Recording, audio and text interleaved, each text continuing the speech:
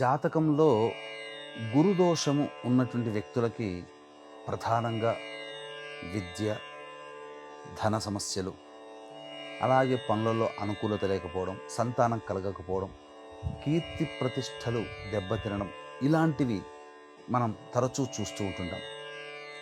మనం గమనించుకున్నట్లయితే ఇది దేవశాపముగా కూడా చెప్పబడి ఉంటుంది.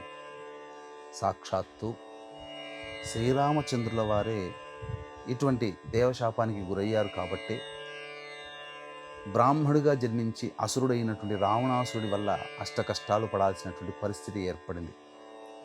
ఇక గురువు నవగ్రహాల్లో అత్యంత శుభకరుడు.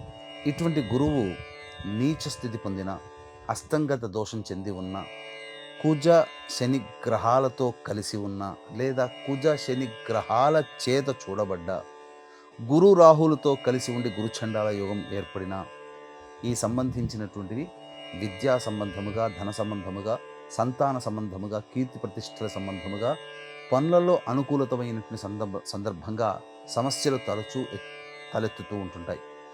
ధనహీనులవుతారు, సంతానహీనులవుతారు, చెయ్యని పనికి నేరాన్ని మోయాల్సినటువంటి పరిస్థితి వస్తుంది, అపఖ్యాతి పాలవుతారు.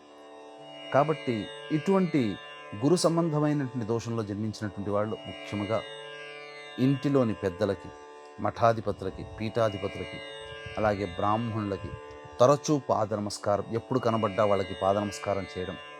ఇక శివాలయాన్ని సంవత్సరం పాటు విడవకుండా ఎవరైతే సందర్శనం చేసి అభిషేకాది కార్యక్రమాలు ప్రతిరోజు చేసుకుంటారో వాళ్ళకి దైవశాపము, గురుశాపము తొలగిపోయి ఆనందకరంగా జీవిస్తారు.